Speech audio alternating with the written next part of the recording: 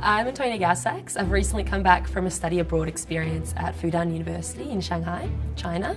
The most interesting thing that happened to me whilst away was getting to travel and backpack around China for a month after my studies, getting to make up my own mind about what I thought about the Chinese culture, not having to believe and rely on other people's perspectives.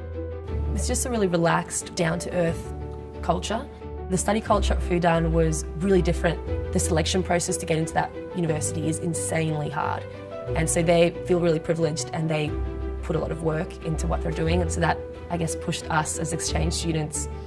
I almost felt like in the classroom I was representing the Australian education system because I was mostly the only Australian in my classes. And it's like, all right, what does Australia think?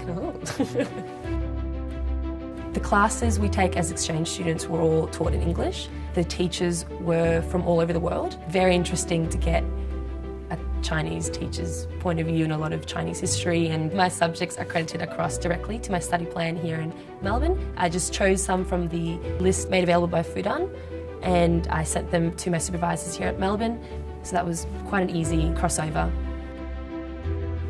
Once I came back, all of a sudden my daily routine was really different. I sort of realised I had a bit of tunnel vision before I left, and Melbourne got a bit bigger and it got a bit fuller, and I realised there was a lot more people around me that I had noticed, and so that was really exciting. And now on the trams, on trains, I will reach out and say in my basic Chinese, like, hey, I've just studied at Fudan, I hear you speak Mandarin, like something like that, and then it sparks that conversation.